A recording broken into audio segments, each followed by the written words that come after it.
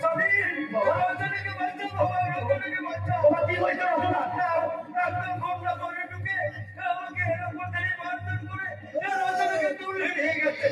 দেখি তো তো বাবা, তোমাকে আমি চিকিৎসার ব্যবস্থা করে আমি যাবো এই রচনার খোঁজে। ওনার চিকিৎসার দায়িত্ব আমি পালন করছি। আপনি বরং যান ওই অসহায় নির্যাতনের মেয়েটিকে উদ্ধার করুন। কিন্তু কিন্তু তুমি এখানে কেন বাবা? তাহলে আপনি আপনি এখানে কি করবেন? আরে আরে উনি আমার বাবা। আপনি বলবেন জগন্নাথ দত্ত? না, জগন্নাথ দত্ত হচ্ছে আমার পালক পিতা, আর ইনি হলেন আমার জন্মদাতা পিতা, পলাশডাঙ্গা হাই স্কুলের শিক্ষক সত্যেন মিত্র।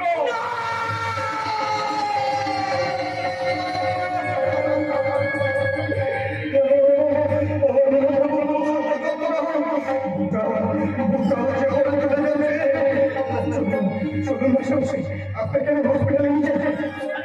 আরে আপনি তো নিজেই অসুস্থ। আপনার বাবার চিকিৎসা দায়িত্ব আমি ঠিকই পালন করতে পারবো। আপনার চেয়ে আপনি বরং যান এই মেয়েটিকে উদ্ধার করুন।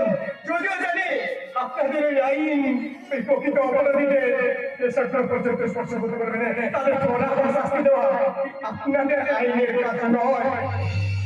আপনি জানেন কারা তাকে ধরে নিয়ে গেছে?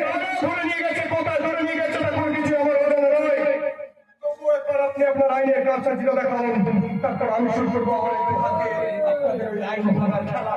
বেশ, আমি এক্ষুনি যাচ্ছি। হ্যাঁ, সকলকে তল্লাশি করে আমি তাকে উপযুক্ত শাস্তি দেবো।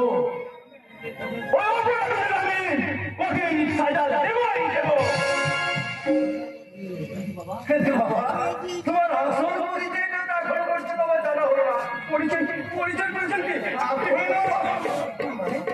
আমার মতো ভুলো বাবা ছেলে মানে ছেলের মতো। চলুন আপনাকে আমি হসপিটালে নিয়ে যাচ্ছি।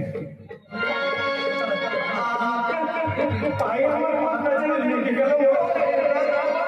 তোমার কথা আমার পায়ে আগে লেগে গেছে। আপনি বুঝতে পারেন আপনি আমার বাবা মানে বাবার মতো সেহেতু আমি ছেলে হয়ে আপনাকে পরামর্শ করে নিই। আপনি এখানে দাঁড়ান। तो सच है कि भगवान है मगर फिर भी अनजान है। रूप बाप का उस विधाता की पहचान है। ये तो सच है कि भगवान है मगर फिर भी अनजान है। धरती पे रूप बाप की उस विधाता की पहचान है।